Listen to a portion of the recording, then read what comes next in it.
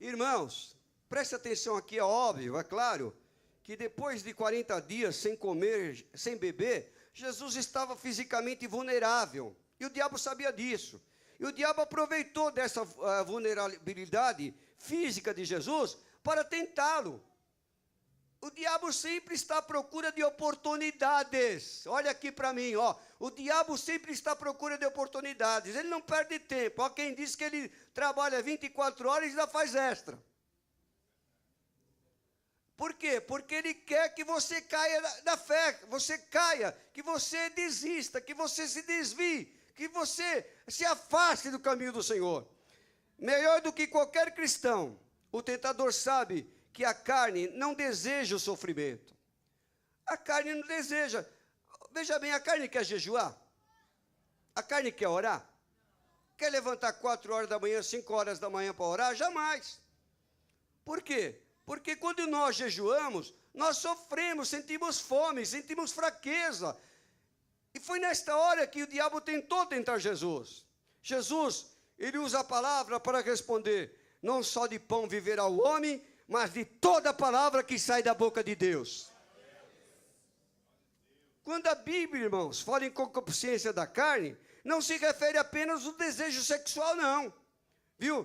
Pode ser qualquer desejo carnal fora do controle. Por exemplo, ambição, vaidade, ânsia pela glória, desejo de vingança, cobiça pelo dinheiro, boca pesada e tantas coisas mais.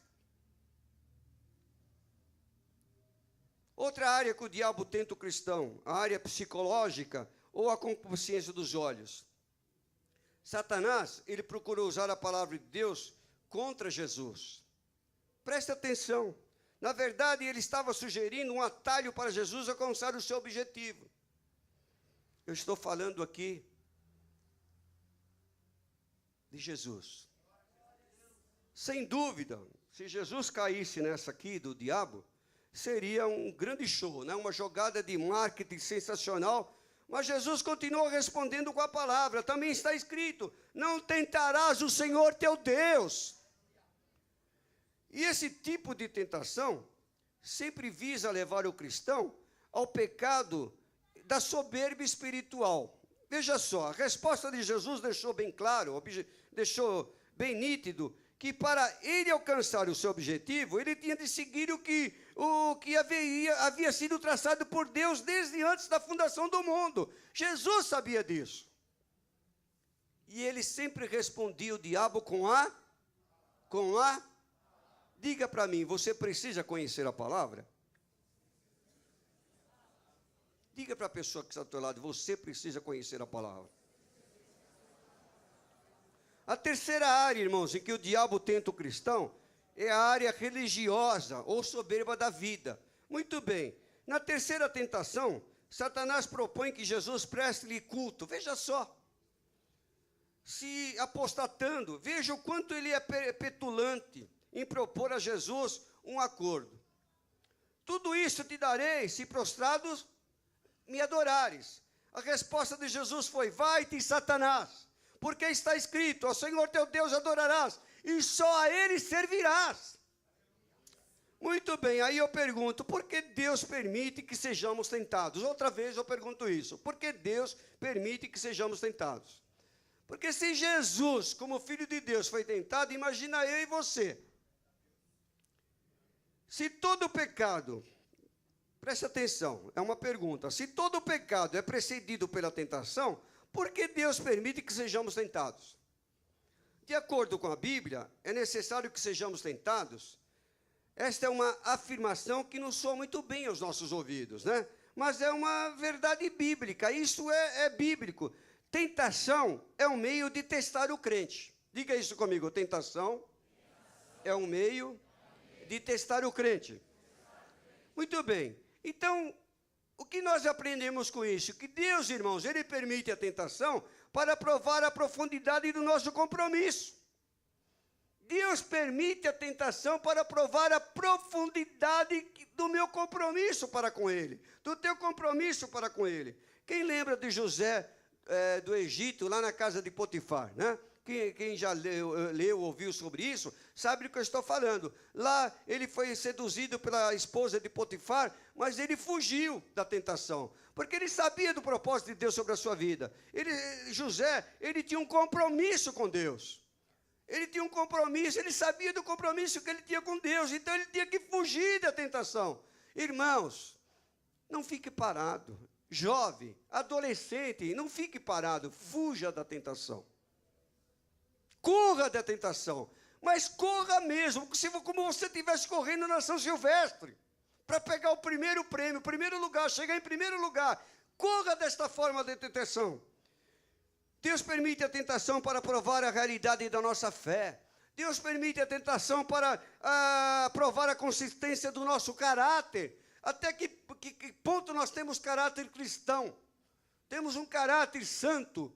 Deus prova, Deus permite a tentação para isso. Deus permite a tentação para provar a dimensão do nosso amor para com Ele. Deus permite a tentação para nos dar a oportunidade de fazer o bem. Muito bem, no caminho do amadurecimento espiritual, cada tentação que nós passamos a sofrer, se torna um degrau, em vez de uma pedra de tropeço. E eu explico isso, é quando eu e você se dá conta de que é uma oportunidade, tanto para fazer a coisa certa quanto a errada. Portanto, a tentação apenas apresenta uma escolha. Quando ela vem para mim, quando ela vem para você, ela está apresentando uma escolha, em você fazer o bem ou fazer o mal.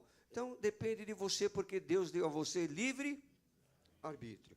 Deus permite a tentação para que o fruto do Espírito seja desenvolvido em nós. Quando você lê Gálatas capítulo 5, versículo 22 e 23, você vai entender o que eu estou dizendo. Leia na tua casa.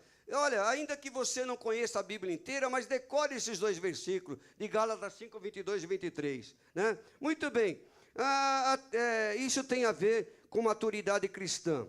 Terceiro, quais são as verdades sobre a tentação? Em Provérbios capítulo 22, versículo 3, nós lemos: o avisado vê o mal e esconde, mas os simples passam e sofrem a pena.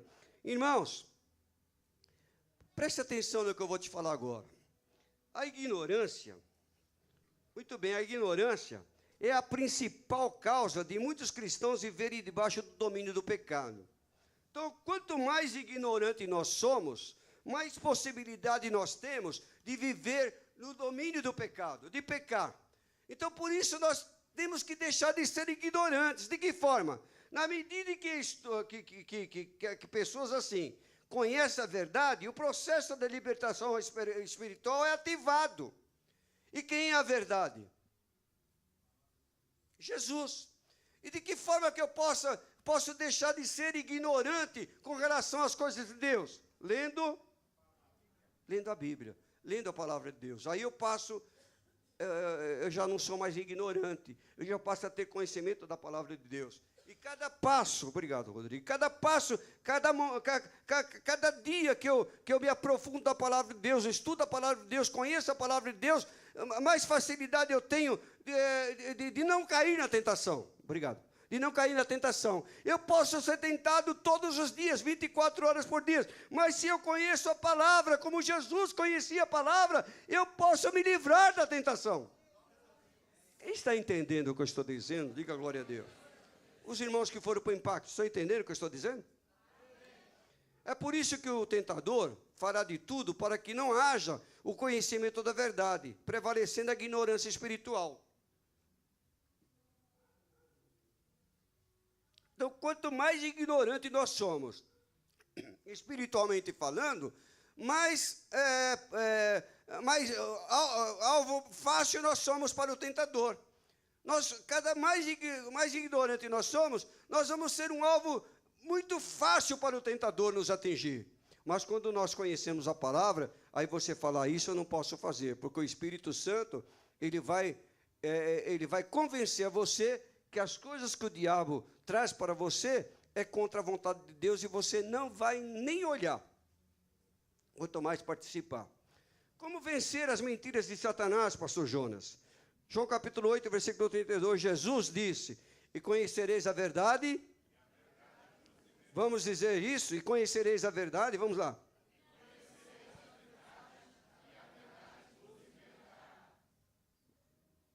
É desta forma que eu fujo das mentiras de Satanás, que eu venço as mentiras de Satanás. Nós precisamos saber o seguinte, irmãos, contra as mentiras de Satanás, nós só temos como armas as verdades contidas na palavra de Deus. E se nós só temos como arma as verdades contidas na palavra de Deus, vamos usá-la. Nós não temos outra arma para vencer as mentiras do diabo. Nós só temos a palavra de Deus. E se é a nossa única opção, por que não usar? Para nos defender das mentiras do diabo, da tentação do diabo. Nós precisamos saber o seguinte, irmãos, gravar isso. Não existe outra forma de fugir das mentiras de Satanás, a não ser através da palavra do Senhor, tendo conhecimento da palavra de Deus.